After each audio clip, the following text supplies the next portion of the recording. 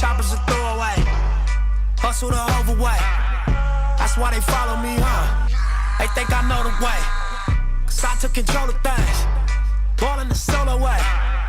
And if you pattern my trend, I make you my protege. Slossin' that soldier race.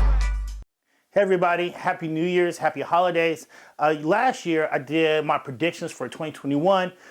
This episode is going to be a two-part series talking about my prediction for 2021, if I was right, if I was wrong, and what do I see going into 2022. So today, let's look back. If you haven't watched the video, you can look right here and look at the video last year of my 2021 predictions, what I thought and what I think is going on forward. I think 2022 is going to be a very interesting year, and I'm going to really elaborate that for in our next in part 2 of the series. But let's look back at what I thought was right and what I thought was wrong. So 2021, one of my predictions which I was wrong, which I thought that interest rates was going to actually go up.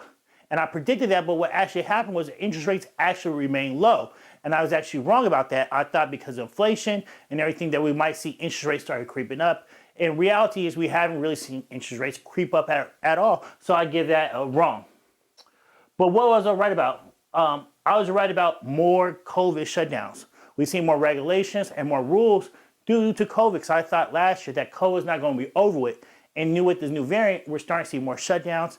Here in the San Francisco Bay Area, we see San Francisco making a new rule, saying that kids 5 to 11 have to be vaccinated or have tested if they want to go to a Golden State Warriors game. And also in New York, we're seeing that they're making it mandatory for even private employers. Now, what I think is going to happen, which I'm going to talk about next series, I think we're going to have a lot more fighting, and it'll be a great time to be a constitutional lawyer to see what's constitutional and not. Let's look at the next thing I thought about. I thought we were going to see more government furloughs for government employees. I thought because of everything happening, because of lack of revenue, that we was going to see more furloughs happening for government employees like we saw in 2008 to 2010. But we simply did not really see that many furloughs. Yes, there was some furloughs, but because of all the stimulus that happened, all the federal government aid to state and local government, we simply didn't see that. But what was I right about? I was right about union fights. Right now, with the labor shortage, with the labor shortage and everything that's going on right now in the world, we're seeing more and more union fighting.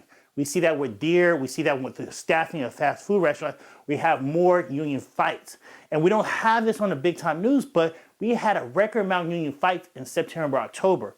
We see that now unions want more rights, more benefits, and more money. And you usually, and the reason I picked this prediction is that usually during these times where corporations are making record profits, and employees looking at it and saying that their standard of living is the same or have went down, and they're not getting a piece of the whole pie.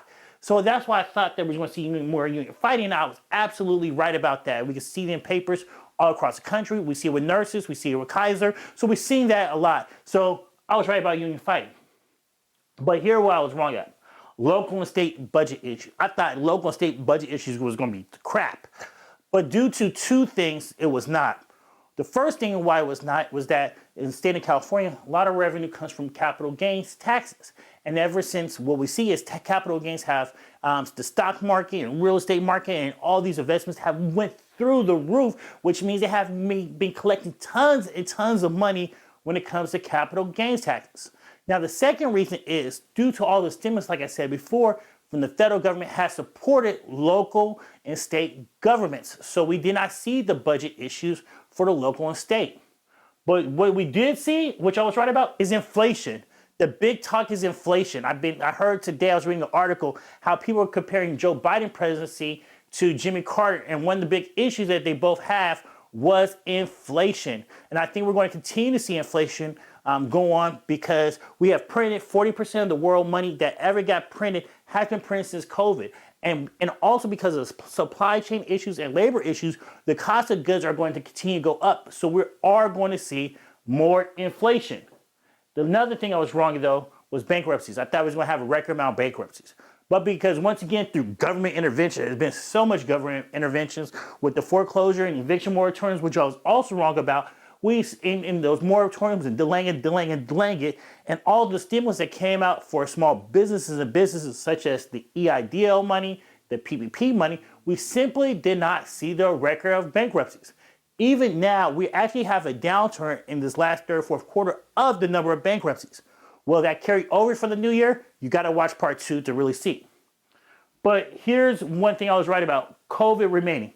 I thought COVID was not going to go away. It was not just that 2 weeks that they told you about. I thought it was going to carry over. And we see it carrying over now, going into 2022, we're going to have it, especially with the new variant. There's new rumors and talks about it. And I think because of that, we're going to, we just have to adapt and make adjustments. But what I thought I was going to see was more government gridlock. We see it. Right now, we see government gridlock, where it's taking forever with the debt ceiling. We also see it right now with the Democratic Party, with the moderates compared to the progressives, and then also within their own party, and then the Democrats and Republicans bickering it out, and we're seeing gridlock. So the vision that Joe Biden had as president, we simply didn't see. Also, we see gridlock between state and federal government, where the federal government is making mandates for healthcare workers and federal employees and federal contractors, while the state has been drastically fighting it at certain states. We see that in Texas, Tennessee, Utah, just to name a few states. And I think I was right about that government gridlock. It was actually bigger and massive than what I thought. Now, if you like this video, make sure you watch part 2, get dialed in. We're going to talk about what we're going to see happening in 2022. As you see, if I was a betting man in Vegas, I'm pretty good at making my bets. So watch part 2 of what we think are going to happen in 2022. And also hit that subscribe button to be aware of it when it comes out.